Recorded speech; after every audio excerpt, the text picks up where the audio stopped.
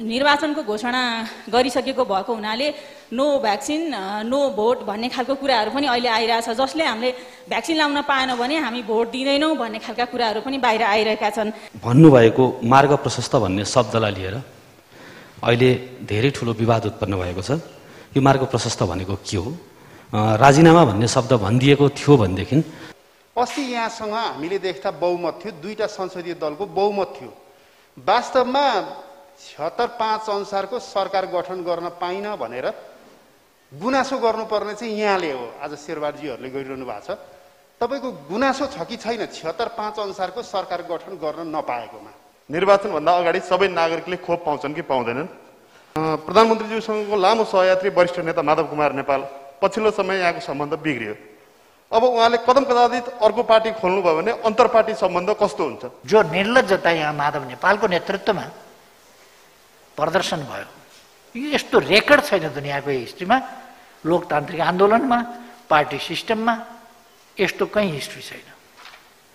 मैले विश्वासको मत नलिएर मार्ग प्रशस्त गर्दा वैकल्पिक सरकार दिने कसैको चान्स खोसियो र मौका खोसियो र अहिले मध्यावधिमा देश जानुको कारण भनेको उहाँहरूको कृत्य दाबी हो,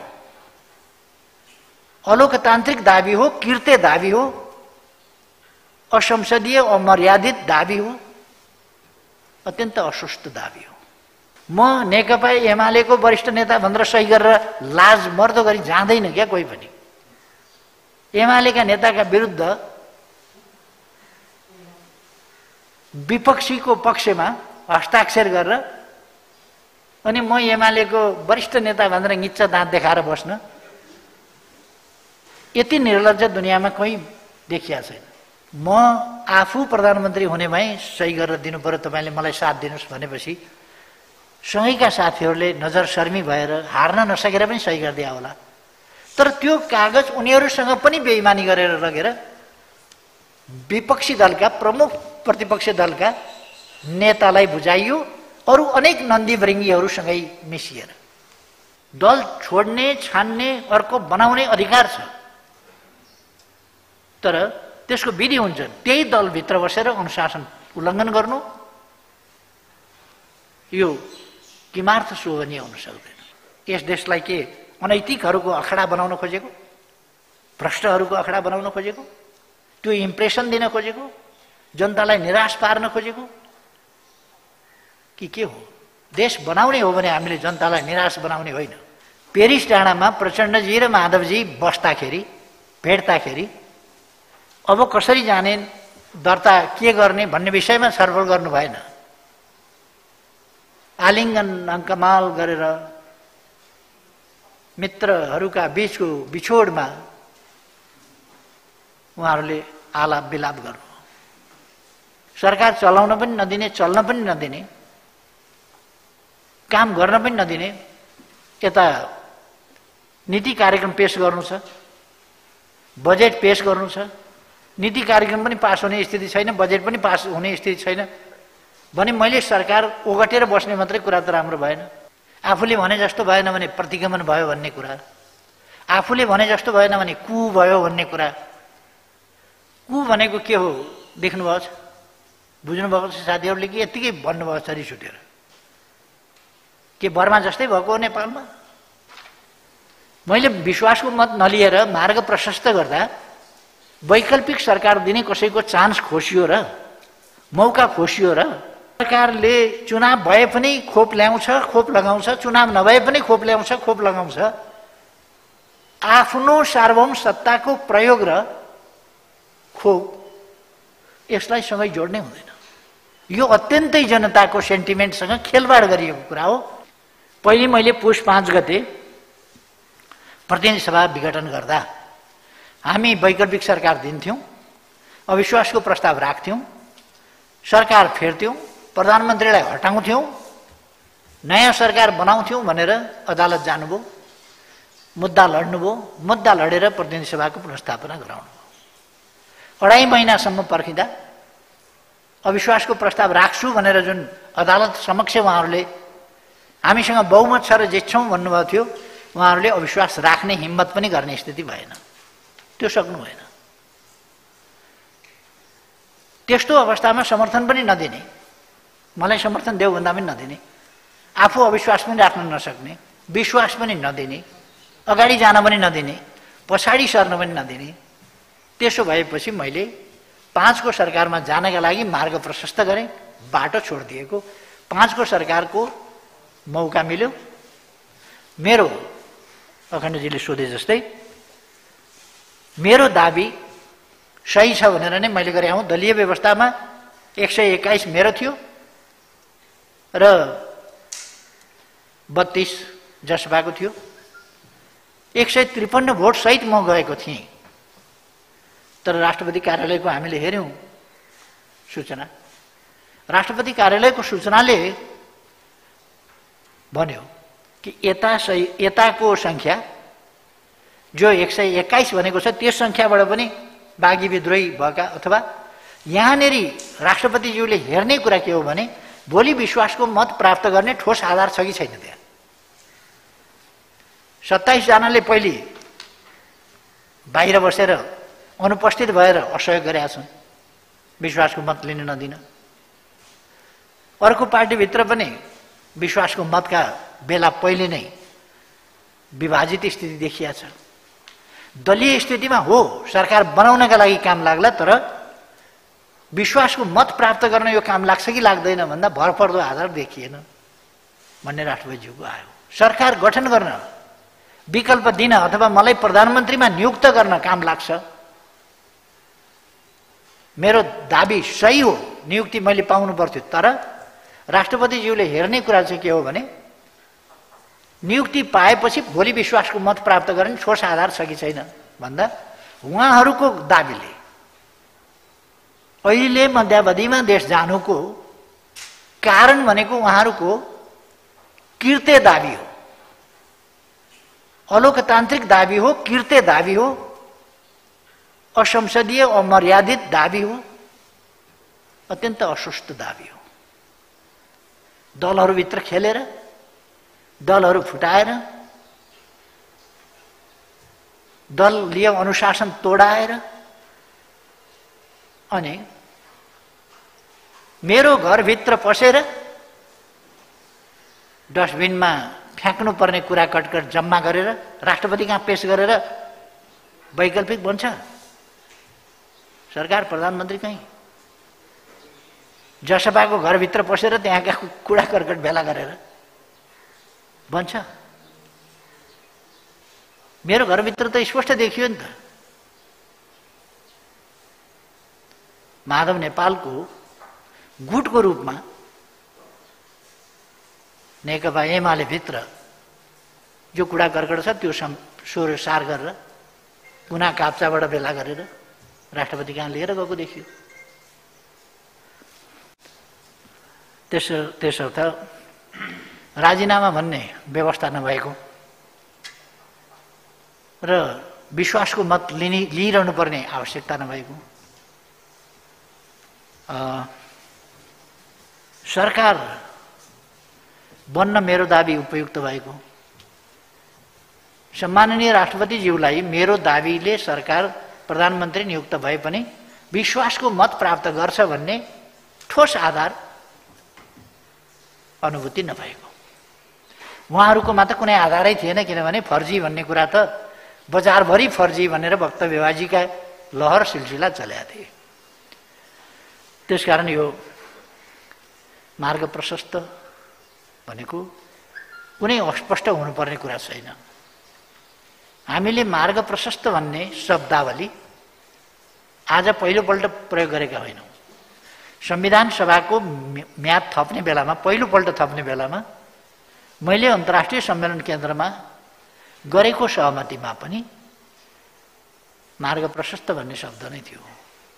अघि पछि पनि मार्ग प्रशस्त गर्नुहोस् भनेर भन्ने गरिन्छ र त्यसले अर्को सरकार बन्न बाटो खोलेको भन्ने अर्थ नै बुझिन्छ, अथवा सरकारमा रहिरहन इच्छा र दाबी नगरेको भन्ने बुझिन्छ। तर 5 मा पुग्दा संसदलाई अथवा देशलाई मध्यावधिमा जानबाट रोकेर संसदलाई यथावत कायम राख्ने प्रयोजनका लागि मैले जसपासँग समर्थनको माग गरेँ, उहाँहरूले अचानक मलाई समर्थन हुन्छ दिन्छु भन्नु। त्यो दिएपछि म समर्थन लिएर गएँ।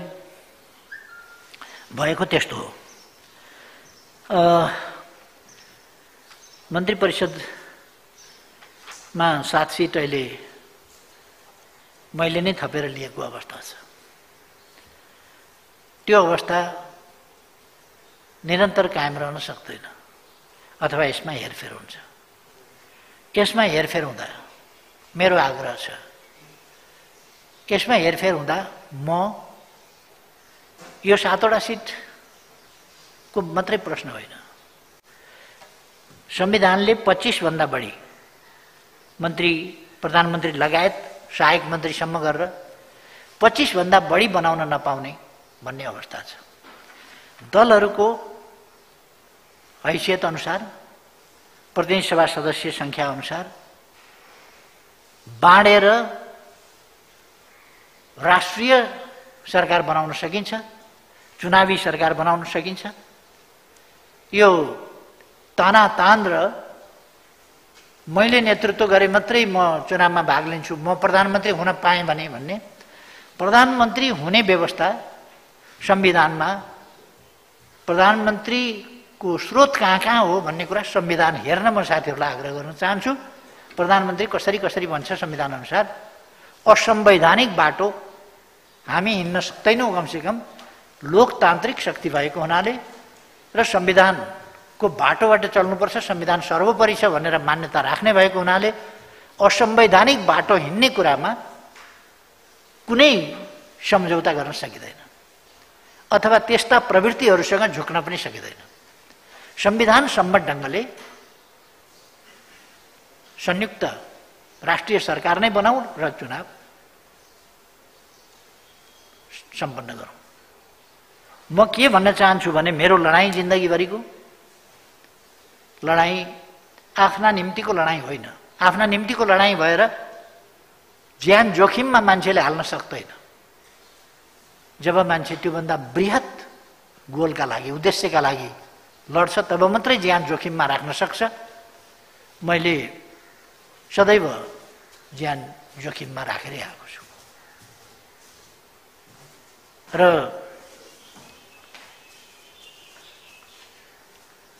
मलाई लोकतन्त्रका विरुद्ध, लोकतान्त्रिक प्रणालीका विरुद्ध होइन, लोकतान्त्रिक प्रक्रिया र आचरणभन्दा बाहिर गएर होइन, एउटा चुनाव जित्ने वा हार्ने कुरा ठुलो कुरा होइन।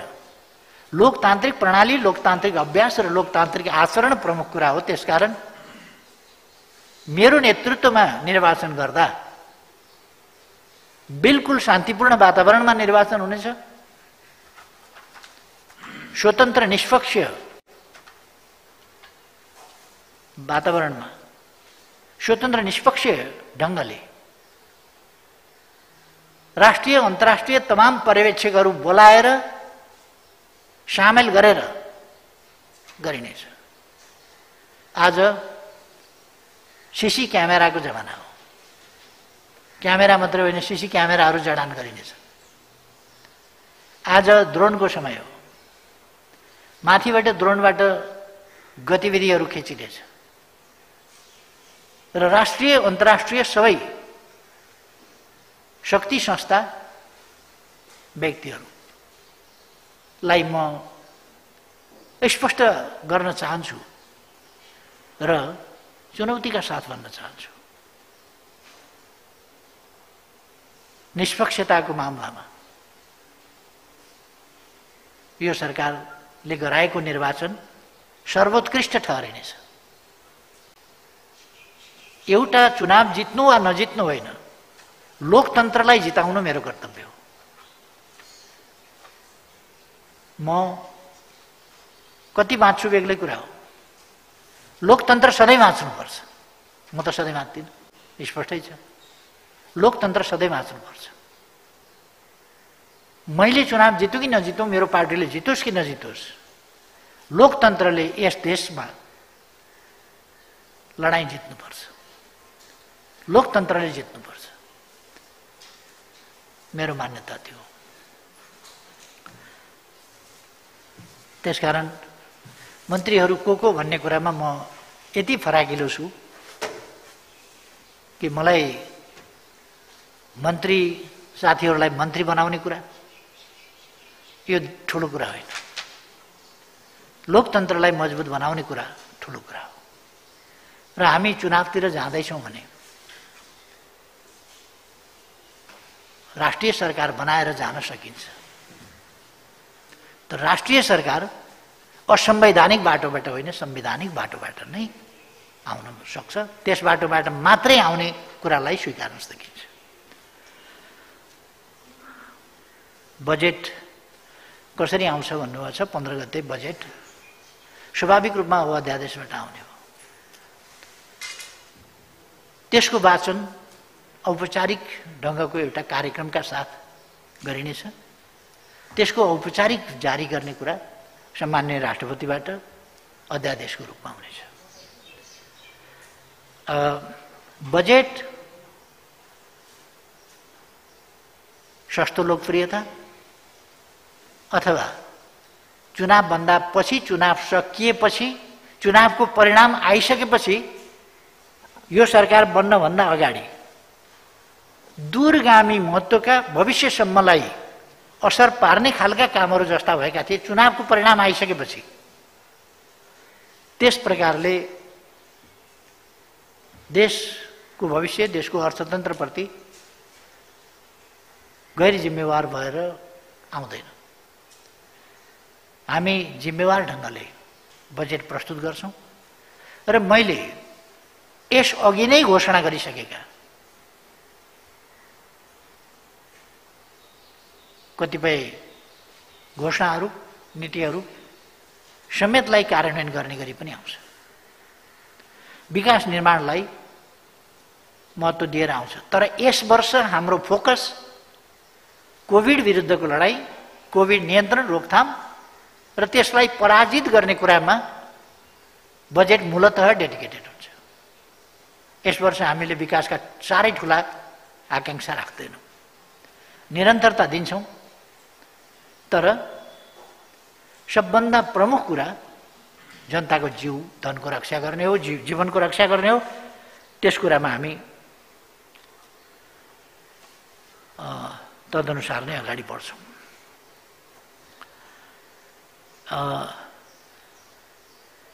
कोरोना विरुद्धको लडाइँमा मैले अघि नै पनि अलिकति व्याख्या गरेँ। हामी सफलतापूर्वक लडाइँ लडिरहेका छौँ। यो महामारी भएको हुनाले यसको पूर्व तयारी हुँदैन। कुनै पनि देशमा कहीँ पनि पूर्व तयारी त्यसै कारण देखिएन। अमेरिका होस् कि, चीन होस् कि, रुस होस् कि, फ्रान्स होस् कि, बेलायत होस् कि, इटली होस् कि, जर्मनी होस् कि, फ्रान्स होस् कि, स्पेन होस्, कहीँ पनि, ब्राजिल होस् अथवा कहीँ पनि, जापान होस् कि कोरिया, पूर्व तयारी कसैको पनि देखिएन। कसैको पनि मौजुदा तत्कालीन स्वास्थ्य सामर्थ्यले त्यसलाई धान्न सकेन, कसैको पनि। त्यसमा तत्काल केही कदमहरू चाल्दै अगाडि बढ्नु पर्यो। हामीले पनि त्यसै गरी कदम चाल्दै अगाडि बढेका छौँ र सफलताका साथ अगाडि बढेका छौँ। हाम्रो मात्रै सन्दर्भ होइन यो दोस्रो वेभ, तेस्रो वेभ भन्ने कुरा हाम्रो मात्रै सन्दर्भ होइन, यो ग्लोबल सन्दर्भ हो, यो विश्वव्यापी सन्दर्भ हो। यसलाई हामीले बुझ्नुपर्छ भन्ने मलाई लाग्छ। तर यसलाई हामीले नियन्त्रण गर्ने बाटोमा गएका छौँ। यो आत्मालोचना कि कारबाही भनिन्छ, अति भयो, अति नै भयो। सधैँ पार्टीभित्र गुटबन्दी, गुट सञ्चालन, पार्टी होइन, पार्टीलाई गुटहरूको मोर्चाको रूपमा लानेर आफू पावर गेन गर्ने र पार्टीको सत्ता कब्जा गर्ने, पार्टी कब्जा गर्ने, त्यो खालका नियतभन्दा बाहिर कहिले पनि देखिएन। त्यसका निम्ति सबै प्रकारका अस्वस्थता गर्ने। यो कुरा कर्णालीको फ्लोर क्रसदेखि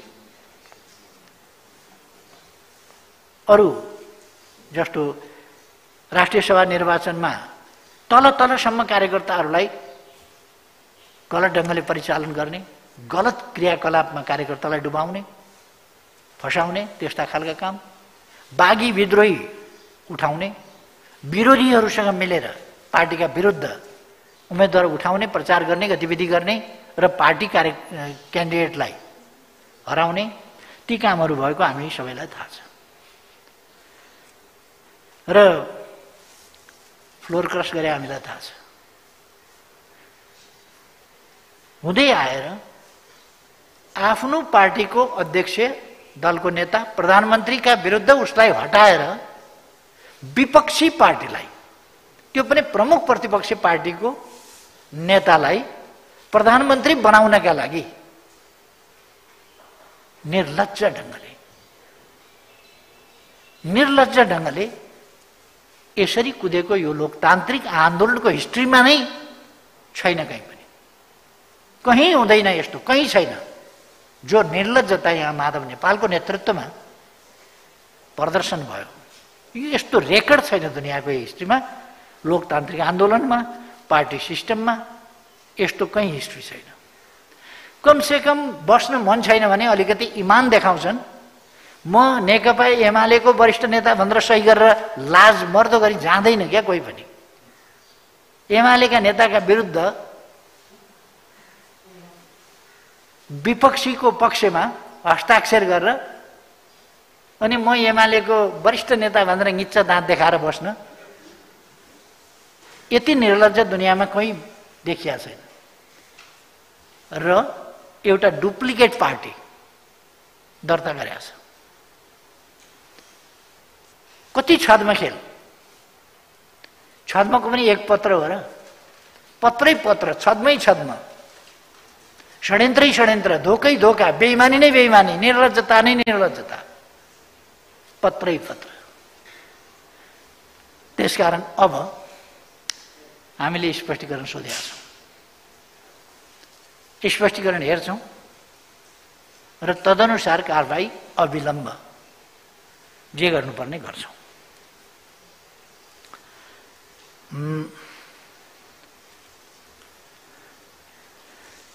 जो साथीहरू, तलका साथीहरू अलिकति भ्रममा पनि परेका छन्, बकाममा पर्या होला, म आफू प्रधानमन्त्री हुने भए सही गरेर दिनु पर्यो, तपाईँले मलाई साथ दिनुहोस् भनेपछि सँगैका साथीहरूले नजर शर्मी भएर हार्न नसकेर पनि सही गरिदिया होला। तर त्यो कागज उनीहरूसँग पनि बेइमानी गरेर लगेर विपक्षी दलका, प्रमुख प्रतिपक्षी दलका नेतालाई बुझाइयो, अरू अनेक नन्दी वृङ्गीहरूसँगै मिसिएर। ओहो, त्यहाँको जमातको हेर्नुहोस् त, वन कुखुरा पनि त्यति छिर्के मिर्के हुँदैन, त्यति छिर्के मिर्के तत्त्वहरू त्यहाँ पुगेर त्यसरी झुक्क्याएर हस्ताक्षर बुझाइएको पनि छ। त्यसकारण अरूका कुराहरू पनि सुनेर हामी फराकिलो मनका साथ सचिएर आउन खोज्ने साथीहरूलाई, गल्ती महसुस गर्नेलाई फराकिलो मनका साथ उदारतापूर्वक बिना भेदभाव फेरि साथै लिएर अगाडि जान पनि तयार छौँ। यो उहाँहरूको हातमा छ। अब भिडबाटै खस्ने हो भने त हाम्रो के लाग्छ?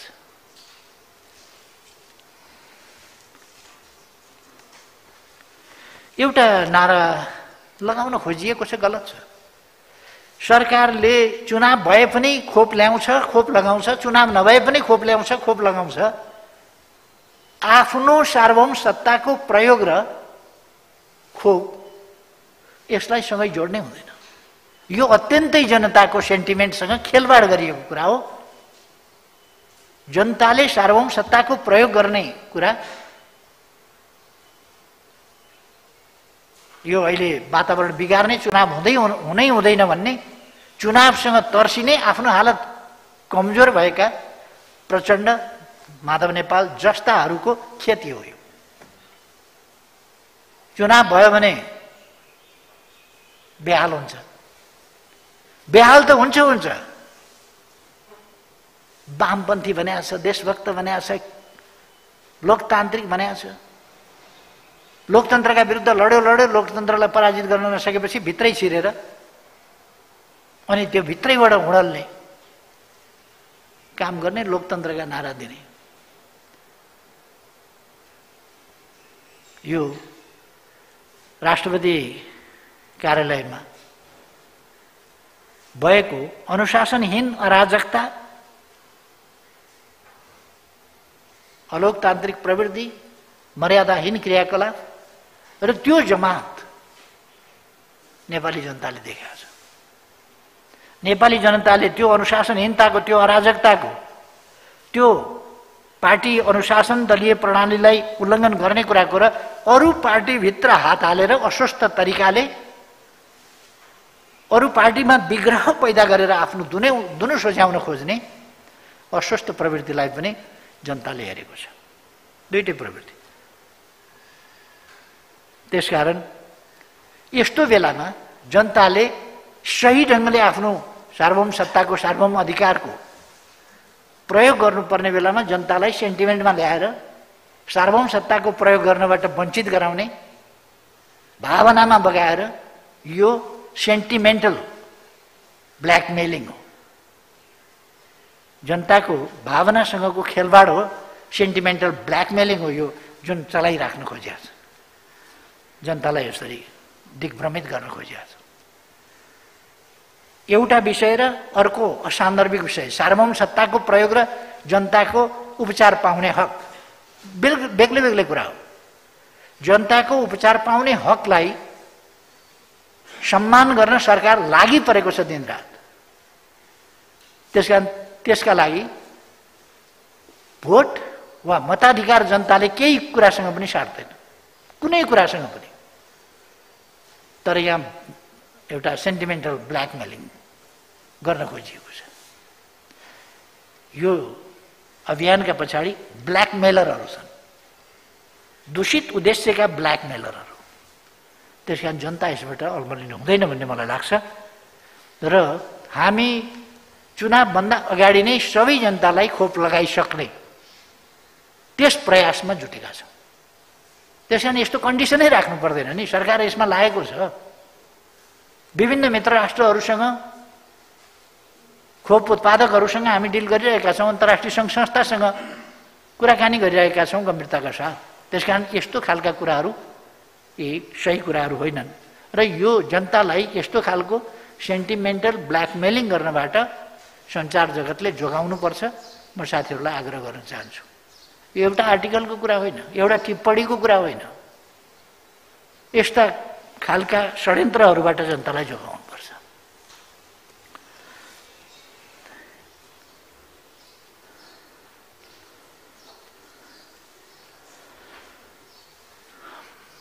यहाँ माधव नेपालसँगको सम्बन्धको प्रश्न राख्नुभएको रहेछ। माधव नेपालसँगको सम्बन्धको प्रश्न अब अलिकति यो त पास्ट टेन्स हुन खोजेन र।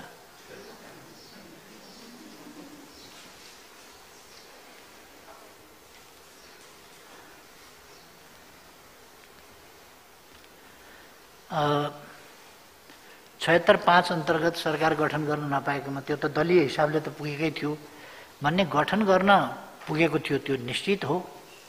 त्यसमा म किञ्चित यताउता छैन। तर विश्वासको मत प्राप्त गर्न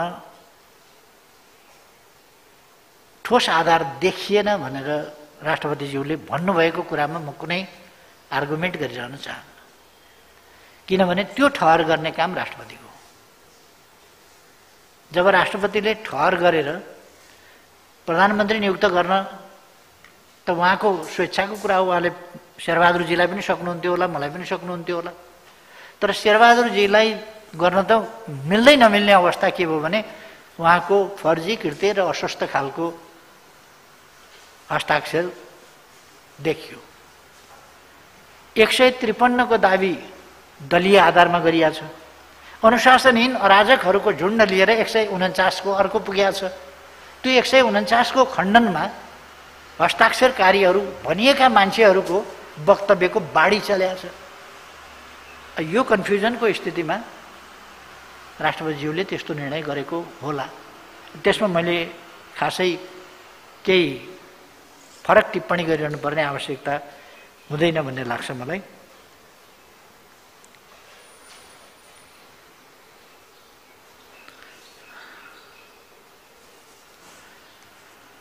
यो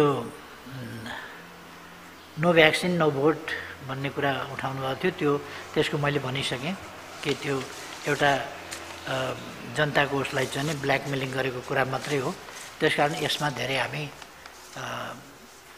अल्झिने भन्दा पनि हामीले जनतालाई सजग गराउनुपर्छ कि हाम्रो सार्वभौम अधिकार, सार्वभौम सत्ता जनतामा छ भनेको सार्वभौम सत्ताको प्रयोग जनताले कसरी गर्छ भन्ने कुरालाई हामीले बढी सजगताका साथ जनतामा जानु वाञ्छनीय छ भन्ने मलाई लाग्छ। मोटामोटी प्रश्नहरू जिज्ञासाहरू नै थिए क्या, अब टुङ्ग्याउँ पनि कि जस्तो लाग्छ। ठिक छ,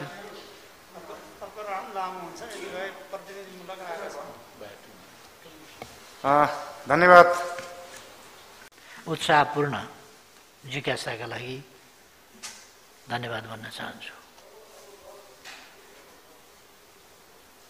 मार्ग प्रशस्त भनेको बाटो नरोकेको, बाटो खोलिदिएको। राजीनामा भन्ने प्रबन्ध त्यहाँनिर छैन। मैले विश्वासको मत लिइरहने र त्यसका लागि केही दिन लाग्छ, जस्तो अघि यहाँ प्रश्न गर्नुभयो नि। अब आज कति गते भयो? 9 गते। अब 5 दिनपछि त 15 गते त हामीले बजेट पेश गर्नुपर्छ। यदि 3-4 दिन यसैमा लगाउने हो भने 14 गते यदि अर्को सरकार बन्यो भने, हिजोको परिकल्पना त त्यस्तो थियो नि त, अर्को सरकार बन्न सक्छ। जब विकल्प दिएपछि त मान्छेले पेश गर्न सक्छ। र मलाई त्यत्रो अपेक्षा पनि थिएन, किनभने जसपाले पनि कसैलाई पनि साथ नदिने भनिरहेको थियो। त्यो त पब्लिकले नै भनेको थियो। मैले लास्टली जब 5 मा गयो त्यसपछि उहाँहरूलाई भने मध्यावधिबाट जोगाउने एउटै मात्रै बाटो के हो भने सरकार गठन गरौँ र 5 नम्बर अन्तर्गत बनेको नियुक्त भएको प्रधानमन्त्रीले विश्वासको मत प्राप्त गरोस्। त्यो मात्रै निर्वाचनबाट जोगाउने बाटो छ। नत्र त निर्वाचनमा मुलुक त गयो। किनभने मैले संविधानको 76 को उपधारा 1, धारा 76 को उपधारा 1 को सरकार बनाइसकेका थिएँ। 2 को बनाइसकेका थिएँ। पहिले 2 को बनाएँ जेठ 3 गते। अर्को पार्टी पनि मिलाएपछि त्यो 76-1 को सरकार बन्यो, बहुमतको सरकार बन्यो पार्टी मिलेपछि। गएको फागुन 23 गते अर्काको नाममा उही नाम मिलाएर दर्ता गरिएको, दर्ता बदर भएपछि, दर्ता पूर्वको स्थितिमा अथवा फरक फरक पार्टी भएको स्थिति र अदालतले पार्टी फुटाइदियो, अलग गरिदियो भन्ने कुरा होइन। अदालतले त अर्कोको नाममा दर्ता गरेको हुनाले दर्ता खारिज गरिदियो। दर्ता खारिज भएपछि त्यस पूर्वको स्थितिमा पुग्यो। त्यस पूर्वको स्थितिमा पुगेको हुनाले समय दिनु दर्ताका लागि, नयाँ नामका साथ दर्ताका लागि समय दिनु भनेर अदालतले भन्यो र निर्वाचन आयोगले 15 दिनभित्र नयाँ नाम लिएर दर्ता गर्न आऊ भनेर समय दियो।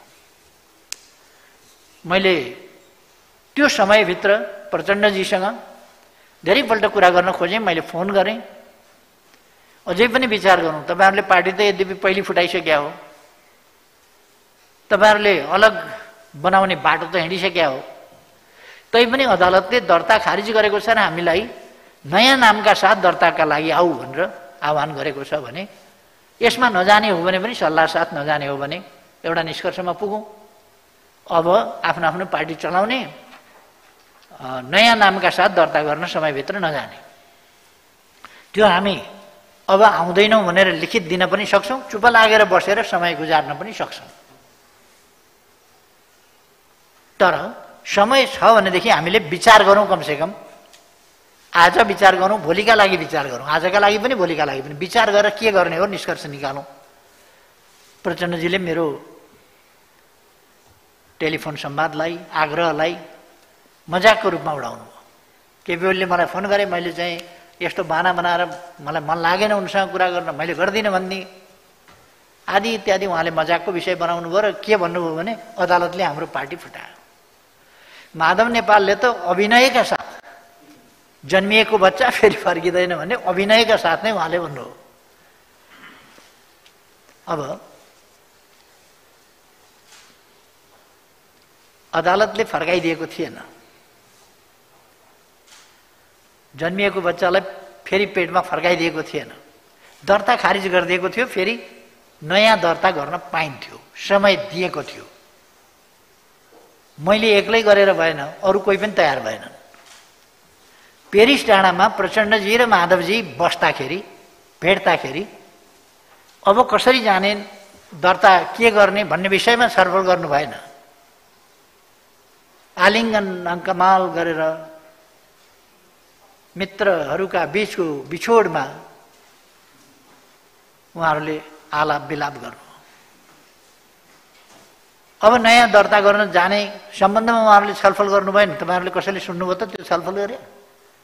उहाँहरूले त्यतापट्टि सोध्नु भएन, छलफल गर्नु भएन, किनभने उहाँहरूको तय थियो कुरा, विभाजन, विखण्डन, विग्रह तय थियो। जे उद्देश्यले उहाँहरू हिजो एकता एकीकरणका लागि सहमत हुनुभएको थियो त्यो षड्यन्त्र खुस्कियो, षड्यन्त्रको गाँठो पछ्यौटो खुस्कियो।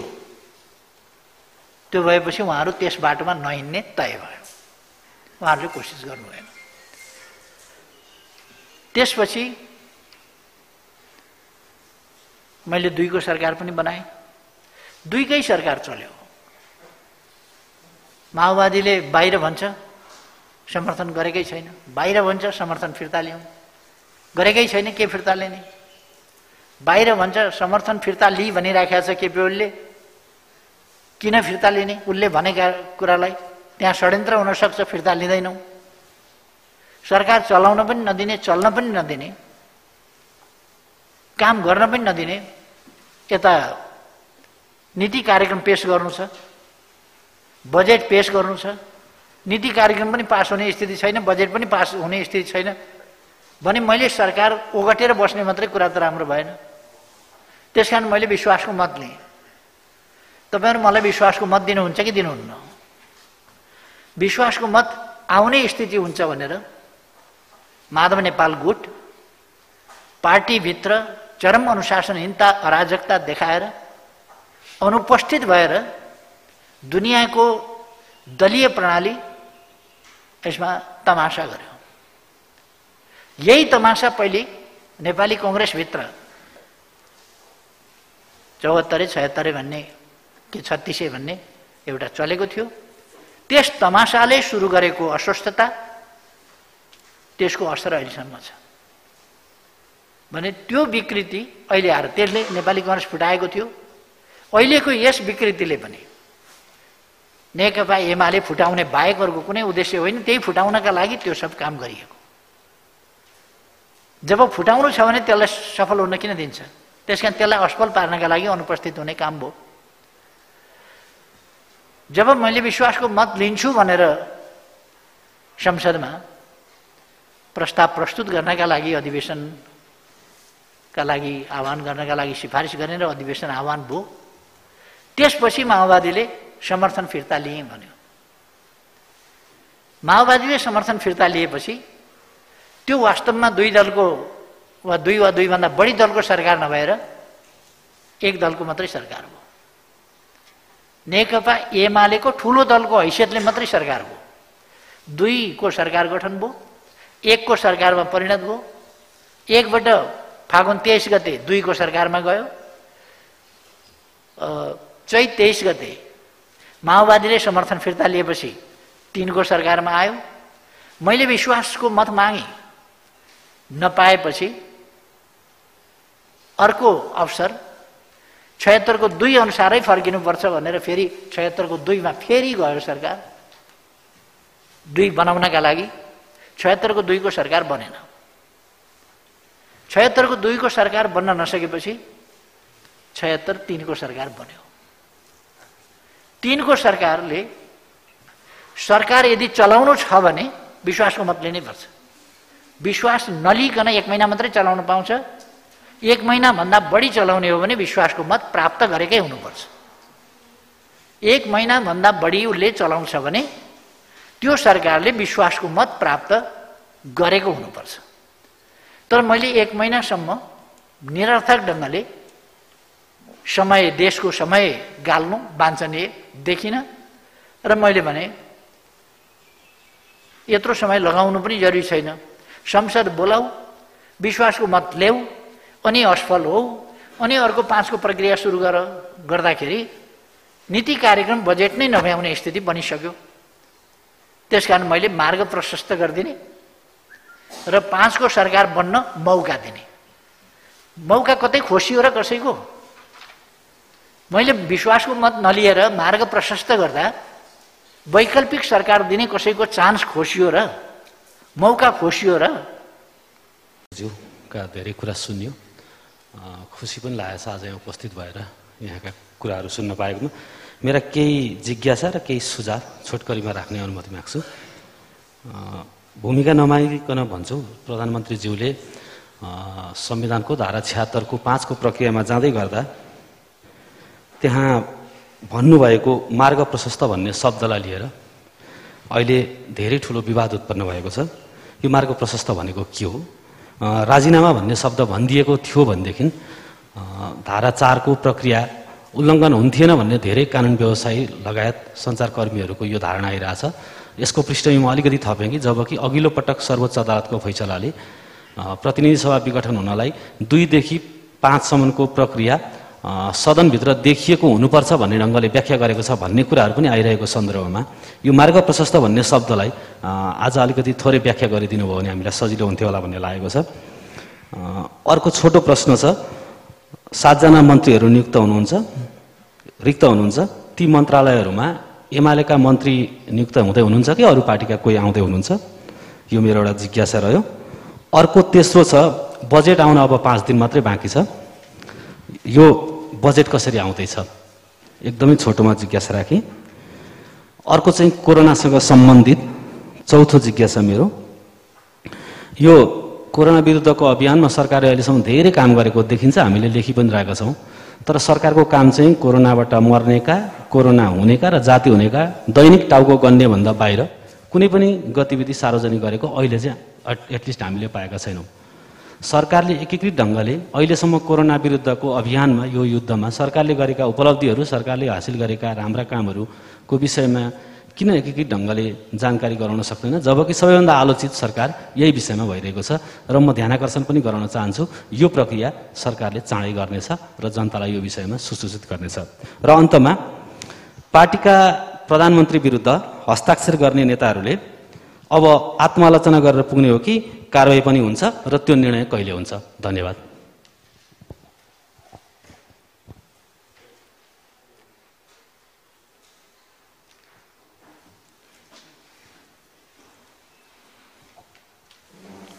प्रधानमन्त्रीज्यू नमस्ते, म सुशील अर्याल newspola.com बाट। मेरो एकदम छोटो छ, निर्वाचनभन्दा अगाडि सबै नागरिकले खोप पाउँछन् कि पाउँदैनन् र यो खोपकै विषयमा लिएर हाम्रो र चिनिया उच्च स्तरीय टोलीबीच संवाद हुँदै हो कि होइन? तेस्रो प्रधानमन्त्रीज्यूसँगको लामो सहयात्री वरिष्ठ नेता माधव कुमार नेपाल पछिल्लो समय यहाँको सम्बन्ध बिग्रियो। अब उहाँले कदम कदाचित अर्को पार्टी खोल्नुभयो भने अन्तर्पार्टी सम्बन्ध कस्तो हुन्छ?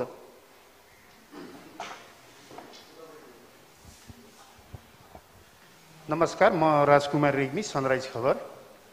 प्रधानमन्त्रीज्यू, मेरो प्रश्नको साथमा एउटा धारणा, यो बहुदलीय संविधान हो, यो निर्दलीय संविधान होइन। संसदीय दल एक ढिक्का गणना हुने अवस्था थियो अस्ति राष्ट्रपतिकोमा जाँदाखेरि। व्यक्ति व्यक्ति काउन्ट हुने अवस्थालाई चाहिँ हामीले विश्वासको मत या अविश्वासको मत भनेर संसदमा भन्छौँ। अस्ति यहाँसँग हामीले देख्दा बहुमत थियो, 2टा संसदीय दलको बहुमत थियो। वास्तवमा 76/5 अनुसारको सरकार गठन गर्न पाइन भनेर गुनासो गर्नुपर्ने चाहिँ यहाँले हो। आज शेरबहादुरजीहरूले गरिरहनु भएको छ। तपाईँको गुनासो छ कि छैन 76/5 अनुसारको सरकार गठन गर्न नपाएकोमा? मेरो प्रश्न यही हो। धन्यवाद।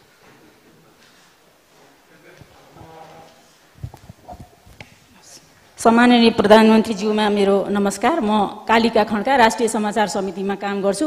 म प्रेस चौतारी नेपालको केन्द्रीय सदस्य। प्रधानमन्त्रीज्यूलाई मेरो प्रश्न चाहिँ के छ भने, भलै यहाँलाई राष्ट्रिय ठिक छ। राष्ट्रिय राजनीतिमा यहाँलाई सहयोग नभए पनि यहाँले यो यहाँको कार्यकालमा धेरै राम्रा विकास निर्माणका कामहरू गर्नुभएको छ, जुन अघिल्ला सरकारहरूले सुरु पनि गरेका थिएनन्, योजना पनि बनाएका थिएनन्। यो धेरै कामहरू हजुरले अगाडि बढाउनु भएको छ।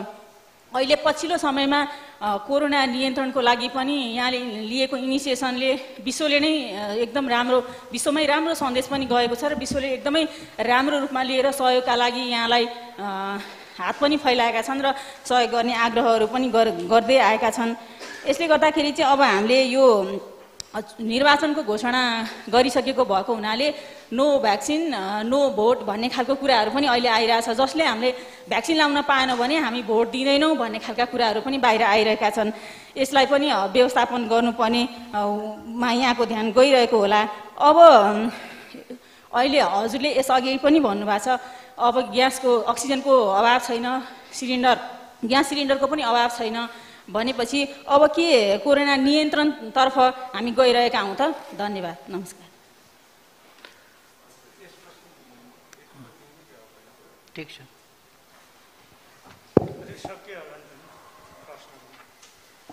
सकिएकै देखियो।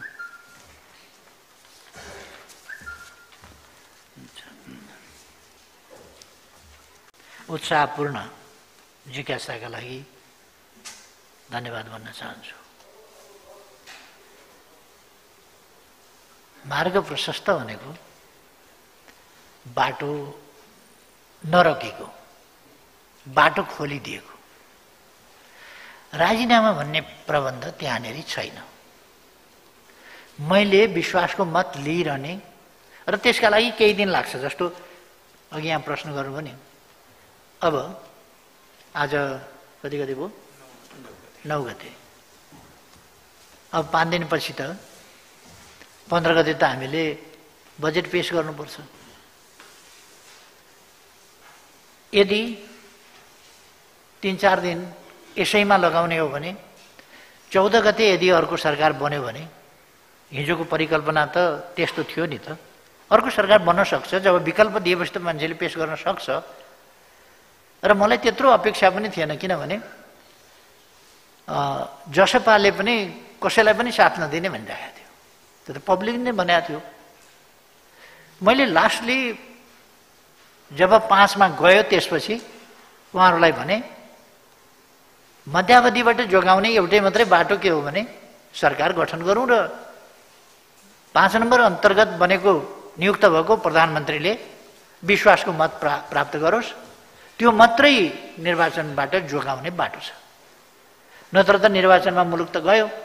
किनभने मैले संविधानको 76 को उपधारा 1, धारा 76 को उपधारा 1 को सरकार बनाइसकेका थिएँ। 2 को बनाइसकेका थिएँ।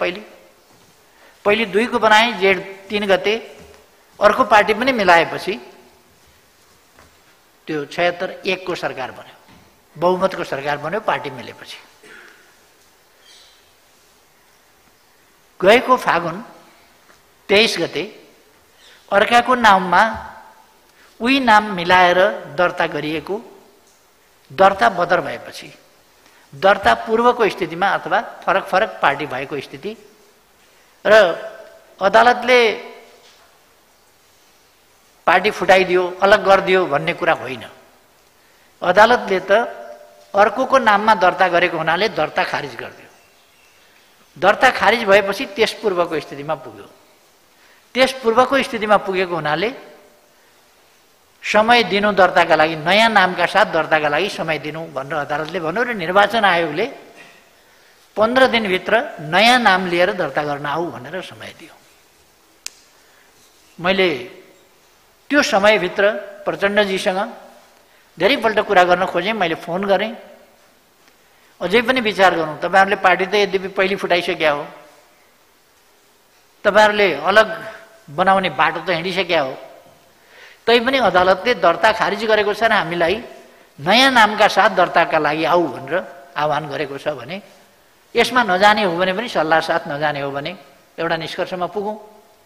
अब आफ्नो आफ्नो पार्टी चलाउने, नयाँ नामका साथ दर्ता गर्न समयभित्र नजाने। त्यो हामी अब आउँदैनौँ भनेर लिखित दिन पनि सक्छौँ, चुप लागेर बसेर समय गुजार्न पनि सक्छौँ। तर समय छ भनेदेखि हामीले विचार गरौँ, कमसेकम आज विचार गरौँ, भोलिका लागि विचार गरौँ, आजका लागि पनि भोलिका लागि पनि विचार गरेर के गर्ने हो निष्कर्ष निकालौँ। प्रचण्डजीले मेरो टेलिफोन संवादलाई, आग्रहलाई मजाकको रूपमा उडाउनु भयो। केपी ओलीले मलाई फोन गरे, मैले चाहिँ यस्तो बाना बनाएर मलाई मन लागेन उनसँग कुरा गर्न, मैले गर्दिनँ भन्ने आदि इत्यादि उहाँले मजाकको विषय बनाउनु भयो। र के भन्नुभयो भने अदालतले हाम्रो पार्टी फुटायो। माधव नेपालले त अभिनयका साथ जन्मिएको बच्चा फेरि फर्किँदैन भन्ने अभिनयका साथ नै उहाँले भन्नुभयो। अब अदालतले फर्काइदिएको थिएन, जन्मिएको बच्चालाई फेरि पेटमा फर्काइदिएको थिएन, दर्ता खारिज गरिदिएको थियो, फेरि नयाँ दर्ता गर्न पाइन्थ्यो, समय दिएको थियो। मैले एक्लै गरेर भएन, अरू कोही पनि तयार भएनन्। पेरिस डाँडामा प्रचण्डजी र माधवजी बस्दाखेरि, भेट्दाखेरि अब कसरी जाने, दर्ता के गर्ने भन्ने विषयमा छलफल गर्नु भएन। आलिङ्गन अङ्कमाल गरेर मित्रहरूका बीचको बिछोडमा उहाँहरूले आलाप विलाप गर्नु।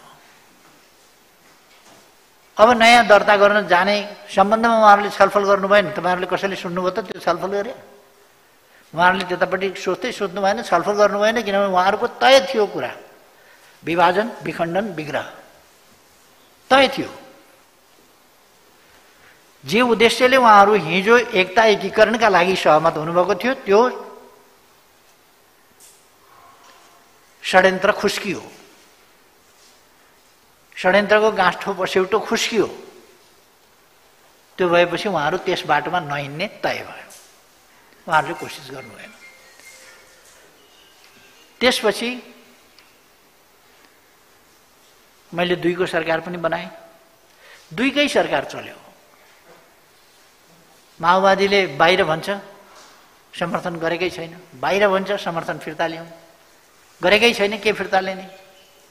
बाहिर भन्छ समर्थन फिर्ता लिई भनिराखेको छ केपी ओलीले, किन फिर्ता लिने? उसले भनेका कुरालाई त्यहाँ षड्यन्त्र हुनसक्छ, फिर्ता लिँदैनौँ। सरकार चलाउन पनि नदिने, चल्न पनि नदिने,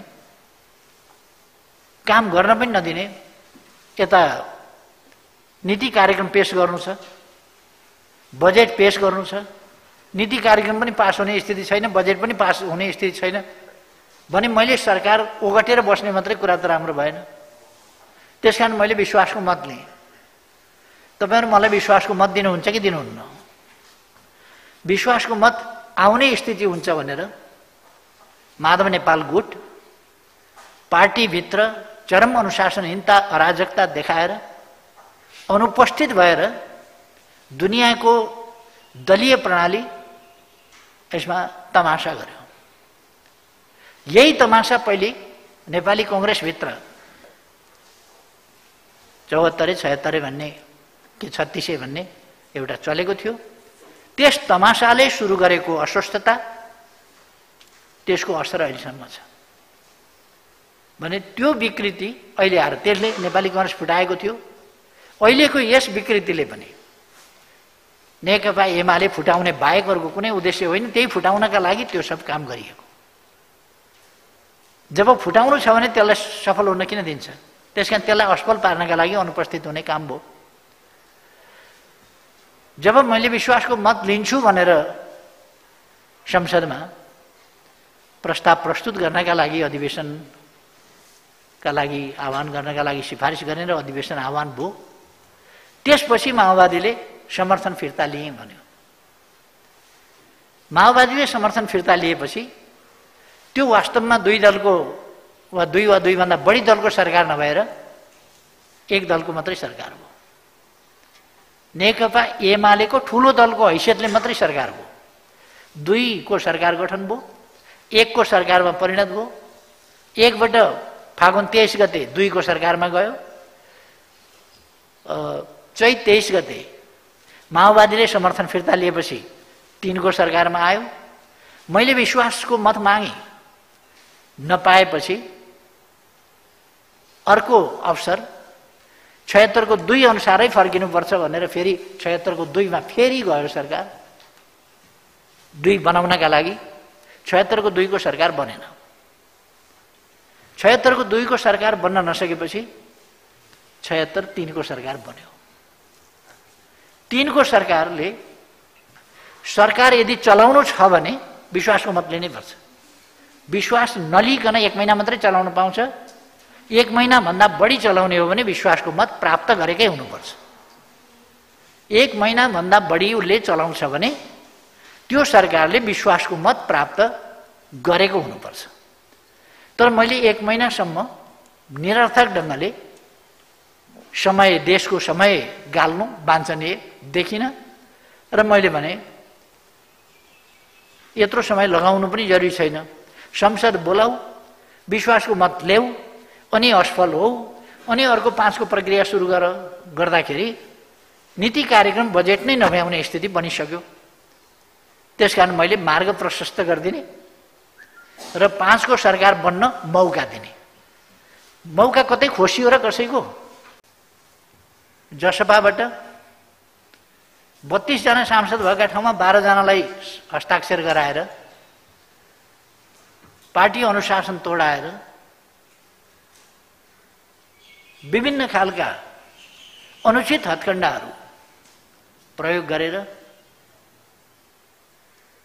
यो परिपाटी बसाउँदै जाने हो भने हामी कहाँ पुग्छौँ? र म नागरिक समाजका मूर्धन्य हौं भन्ने बुद्धिजीवी साथीहरूलाई पनि आग्रह गर्न चाहन्छु कि हामीले यस्तै कुरालाई बढावा दिने हो। यस्तै अभ्यास लोकतन्त्रका अभ्यास हुन्। किन यस्ता अभ्यासहरूको सम्बन्धमा बुद्धिजीवी, म सबै बुद्धिजीवीलाई पनि राखेको छैन, केही बुद्धिजीवी साथीहरू यस्ता कुराहरूको, अनुचित कुराहरूको विपक्षमा किन चुइक्क बोल्न सक्नुहुन्न? यस्ता कुराहरू ग्राह्य छैनन्, स्वीकार्य हुँदैनन् लोकतन्त्रमा किन भन्न सक्नुहुन्न? दलीय पद्धतिमा, दलीय अनुशासनको महत्त्व हुन्छ र पालना गर्नुपर्छ। दल छोड्ने, छान्ने, अर्को बनाउने अधिकार छ, तर त्यसको विधि हुन्छ। त्यही दलभित्र बसेर अनुशासन उल्लङ्घन गर्नु यो किमार्थ शोभनीय हुन सक्दैन, उचित हुन सक्दैन। यसर्थ म सबैलाई आग्रह गर्न चाहन्छु, यस्तो कब्जा गर्छौँ भन्ने कुरा, आफूले भने जस्तो भएन भने प्रतिगमन भयो भन्ने कुरा, आफूले भने जस्तो भएन भने कु भयो भन्ने कुरा। कु भनेको के हो देख्नुभएको छ, बुझ्नुभएको छ साथीहरूले कि यत्तिकै भन्नुभएको छ रिस उठेर? के बर्मा जस्तै भएको हो नेपालमा? अथवा कु केलाई भनिन्छ? संविधान अनुसार अगाडि बढ्दा कु हुन्छ? संविधानको पालना गर्दा कु हुन्छ? लोकतान्त्रिक अभ्यास गर्दा कु हुन्छ? जब संसदको मौजूदा गणित उपयुक्त रहन सकेन र त्यो देशको आवश्यकतालाई पूरा गर्न सकेन, देशको आवश्यकता र संसदको मौजूदा गणितका बीचमा ठुलो ग्याप भयो। मैले पहिले पनि भनेको थिएँ, त्यो कुरा त अहिले त पुष्टि भयो। संसदको मौजूदा गणित फोहोरी खेलको माध्यम भयो। एउटा ओल्ला घरको नरे पल्ला घर सरे, पल्ला घरको नरे ओल्ला घर सरे, यस दलकोले उस दलकोमा सही गरेको छ। दलीय अनुशासनको कुनै अर्थ छैन, बिकेको छ। बिकेर विपक्षी दलको, आफ्नो दलको प्रधानमन्त्री हटाउने र विपक्षी दलको प्रधानमन्त्री बनाउने भनेर कुदेको छ। कि पवित्र गौदान गर्न कुद्या होला? निःशुल्क परोपकार यो फिलान्थ्रोपिक काम होला कि त्यसका पछाडि केही होला अरू? जे होस्, अहिलेको वर्तमान प्रतिनिधि सभा जो भर्खरै विघटन भयो, तबसम्मको प्रतिनिधि सभा अथवा त्यसको सङ्ख्या, त्यसको गणित कतिसम्म डिजेनेरेट भइसक्यो, कतिसम्म अशक्त भइसक्यो, कतिसम्म भद्रगोल भइसक्यो भन्ने कुरा त हालैका स्थितिले देखा परे। मैले दलको अध्यक्ष र संसदीय दलको नेताको हैसियतले मसँग रहेको 121 सिट र पार्टीको अध्यक्ष महन्त ठाकुर जी र उहाँको संसदीय दलका नेता राजेन्द्र महतोजीको हस्ताक्षर सहितको समर्थनमा 153 सिटको दाबी लिएर म सम्माननीय राष्ट्रपतिज्यू कहाँ गएँ। संसद विघटन नहोस्, वैकल्पिक सरकार दिन सकियोस्, अरूले दिन सक्ने स्थिति रहेन, त्यसो भने मै वैकल्पिक सरकार 5 अनुसारको पनि मै दिन्छु। मैले अगाडि विश्वास गरेको थिइनँ कि यो स्थिति बनाउन सक्छु भन्ने, तर राजनीतिमा कहिले कहिले छिटै परिवर्तन आउँछ, छिटै परिस्थितिमा फेरबदल आउँछ। पहिले मैले भनेको थिएँ, मैले भर्खरै विश्वासको मत प्राप्त गर्न सकिनँ, परिस्थितिमा तात्विक अन्तर आएको छैन।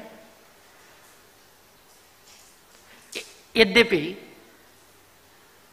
संविधानको धारा 76 को उपधारा 2 अनुसारको सरकार बनाउन 3 दिनको समय दिँदा अरूले पनि पार लगाएको स्थिति होइन, अरूले पनि पार लगाएको थिएन, तर पनि फेरि पार लगाउन सक्ने हो कि?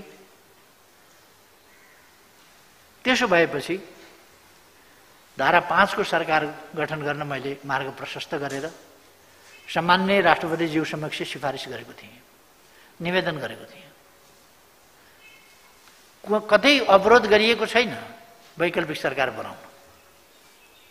समय छोटो भयो भन्नु उहाँहरूले, समय छोटो भएन छ भन्ने कुरा त दुईटा पक्षले नै आफ्नो दाबी प्रस्तुत गर्न समयभित्रै सकेकोबाट वर्षौंदेखि त आफ्नो खालको तयारी रहेछ नि त, तयारी छँदै थियो। यही दलहरू छँदै थिए, यही सांसदहरू छँदै थिए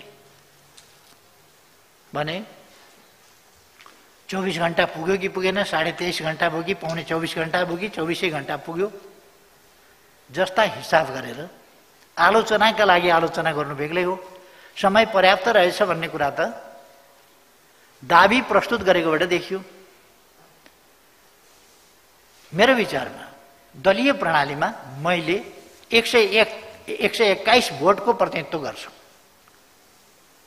होला एकछिन एउटा इस्युमा कसैले अनुपस्थित हुने, भोट नदिने, सरकारलाई समर्थन प्राप्त हुन नदिने जस्ता गद्दारीपूर्ण कामहरू गरे होला, अनुशासनहीन अराजक कामहरू गरे होला, तर त्यो एउटा घटना विशेषको कुरा हो, अनुशासनहीन काम हो त्यो। लोकतन्त्रमा, दलीय व्यवस्थामा, दलीय अभ्यास अन्तर्गत स्वीकार्न त के सोच्न पनि नसकिने कुरा हो त्यो। तर पनि एकपल्ट देखा पर्यो भने सधैँ त्यही कायम छ भन्ने होइन, किन पार्टीबाट कारबाही पनि गरिएको छैन र उनीहरूले पार्टी छोडेका पनि छैन। त्यसो भएको हुनाले मैले 121 को र जसपाले 32 सिटको प्रतिनिधित्व गरेर 153 सिट सहित मैले दाबी गरेँ। त्यो हुन नदिनका लागि अथवा वैकल्पिक सरकार बन्न नदिनका लागि उहाँहरूले फर्जी हस्ताक्षरहरू सहितको लोकतन्त्रको मर्यादित आचरण विपरीतको, अभ्यास विपरीतको दूषित अभ्यास साथ दूषित कागज सम्माननीय राष्ट्रपतिज्यू कहाँ प्रस्तुत गर्नु हो, जसले एउटा कन्फ्युजनको स्थिति पैदा भयो। मैले दाबी गरेका ठाउँबाट पनि केही मान्छेको हस्ताक्षर अर्कातिर छ। त्यो हस्ताक्षर छ भन्ने हो भने उनीहरूले राष्ट्रपति कहाँ निवेदन दिएका छन्, राष्ट्रपतिज्यूलाई आह्वान गर्दै सार्वजनिक ढङ्गले बोलेका छन् हाम्रो हस्ताक्षर होइन भनेर। जसले मलाई समर्थन गरेको छ त्यो दलका पनि अलिकति उता गएका छन्। त्यहाँ मान्न सकिने खालको स्थिति छैन। एक त संविधानको धारा 76 को उपधारा 2 बमोजिमको सदस्यले, त्यहाँ दलको नेता मात्रै होइन सदस्यले दाबी गर्न सक्छ, तर 76(2) को आधारमा भनेको दलीय समर्थनका आधारमा। यो दलीय व्यवस्था हो। दलीय अनुशासन तोडेर व्यक्तिगत नाच नाच्ने व्यवस्था होइन यो दलीय व्यवस्था। यहाँ पर्सनल डान्सको कुनै अर्थ छैन। लोकतन्त्र एउटा अनुशासित, मर्यादित र सामूहिक प्रणाली हो। र उहाँहरूले व्याख्या गर्नुभयो राजनीतिमा अनुशासनहीन, अराजक, सोलो डान्सले महत्त्व पाउनुपर्छ, तर त्यस्तो होइन। यो दलीय प्रणाली अन्तर्गतको कुरा हो। तर उहाँहरूले कन्फ्युजन खडा गर्नुभयो, जसले गर्दा मेरो दाबी पनि भरपर्दो, राष्ट्रपतिजीले भरपर्दो ठान्न सक्नु भएन उहाँहरूकै कारणले। संविधानको धारा 5 अनुसारको सरकार बन्न नसकेपछि संविधानमा के छ त? संविधानको धारा 76 को उपधारा 5 अनुसारको सरकार बन्न प्रधानमन्त्री नियुक्त हुन नसकेमा अर्को कुनै विकल्प छैन। प्रधानमन्त्री नियुक्त हुन नसकेमा प्रधानमन्त्रीको सिफारिसमा राष्ट्रपतिले प्रतिनिधि सभाको नयाँ निर्वाचनका लागि मिति तोक्नेछ। प्रतिनिधि सभा विघटन गरी नयाँ निर्वाचनका लागि मिति तोक्नेछ। संविधानको व्यवस्था यो हो। कु कहाँनेरि भयो त्यहाँ? बुद्धिजीवी, केही बुद्धिजीवीहरू न्वारानदेखिको बल लगाएर बुद्धि र प्रतिष्ठाको मिसयुज गरेर अपव्याख्यामा उर्लिनु दुःखको कुरा हो। लोकतन्त्रमा यस्तो हुनु हुँदैन। हाम्रो निष्ठा लोकतन्त्रप्रति हुनु पर्यो, हाम्रो निष्ठा संविधानप्रति हुनु पर्यो, हाम्रो निष्ठा देश र जनताप्रति हुनु पर्यो। संविधानमा एउटा व्यवस्था छ अनि त्यस व्यवस्थाको अपव्याख्या गरेर संविधानप्रति निष्ठा नराखेर अन्यथा काम गर्ने कुरा बिल्कुलै उचित होइन, हुन सक्दैन। अब मुद्दा फेरि हाल्छौँ भनेर मोर्चा कसेर मुद्दा हाल्ने अरे। सच्चाइका लागि एकजनाले मुद्दा हाले पनि कुरा त्यही हो, धेरैवटाले गरेर मुद्दा हाले पनि त्यही हो, धेरैले सही गरेर मुद्दा हाले पनि त्यही हो। सच्चाइ सच्चाइ नै हुन्छ। त्यस कारण धेरैले मोर्चा कसेर बल पुर्याएर लडाइँमा, हतियारका लडाइँमा, बलका लडाइँमा मोर्चा कस्ने कुरा, यस्ता कुराको अर्थ हुन्छ। न्याय प्राप्त गर्ने कुरामा मोर्चा कस्नुको कुनै अर्थ हुँदैन। न्यायलाई मोर्चाले, दबावले, प्रचारको उपचारले प्रभावित गर्न सक्दैन, गर्न हुँदैन। र म विश्वास गर्छु संविधानको धारा 5 अन्तर्गतको सरकार बन्न समय दिएर, दाबी पनि परेर, दाबी सदर हुन नसक्ने अवस्था देखेर राष्ट्रपतिज्यूले आफूले राष्ट्रपतिको अधिकारको प्रयोग अन्यत्र गर्ने संविधानमा व्यवस्था म देख्दिनँ। तर यस ठाउँमा अरू कसैले गर्ने होइन। त्यो भरपर्दो आधार, ठोस आधार प्रस्तुत हुन सक्यो कि सकेन भन्ने कुरा अरूले होइन, राष्ट्रपतिले ठहर गर्ने कुरा हो। राष्ट्रपतिले ठहर गर्नुभयो र राष्ट्रपतिले ठहर गर्दा त्यसलाई नपुगेको देख्नु र म कानुनविद मित्रहरूलाई, संविधानविद मित्रहरूलाई र बहसमा उत्रिएका बौद्धिक समुदायलाई आग्रह गर्न चाहन्छु। राष्ट्रपतिको स्वाभाविकीय अधिकारको प्रयोग गर्ने यो मात्रै ठाउँ हो, त्यसमाथि कहीँ उजुरी लाग्न वा त्यसमा कुनै हेरफेर गर्न सकिने स्थिति हुँदैन, कुनै उजुरी लाग्दैन त्यस प्रश्नमा। र यो राष्ट्रपतिको अधिकार पनि नमान्ने, राष्ट्रपतिको पद पनि नमान्ने, मर्यादा पनि नगर्ने, आज एउटा प्रेत संस्थाको भीमकाय फोटो बनाएर, प्रेत संस्थाको प्रतीकको फोटो बनाएर त्यसको खल्तीमा राष्ट्रपतिलाई यसो खल्तीमा यहाँ राखेको कति आनन्द आएको होला लोकतन्त्रका नाउँमा यस प्रकारका घृणित क्रियाकलाप गर्न। राजतन्त्र भनेको एउटा प्रेत संस्था हो। त्यो प्रेत संस्थाको विकराल विशाल फोटो बनाउने र जनताबाट निर्वाचित जनप्रतिनिधित्वको एउटा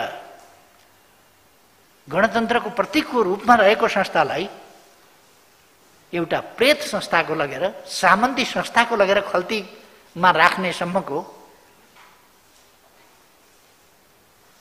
यो लोकतन्त्रले दिएका स्वतन्त्रताका हकको दुरुपयोग, योभन्दा बढी के हुन्छ? यसरी प्रचार र यसरी राष्ट्रिय राजनीतिलाई गलत दिशातिर मोड्ने काम कसैले नगरौँ भन्ने मेरो आग्रह छ। र म खास गरेर देशभक्त शक्तिहरूलाई, लोकतान्त्रिक शक्तिहरूलाई आग्रह गर्न चाहन्छु।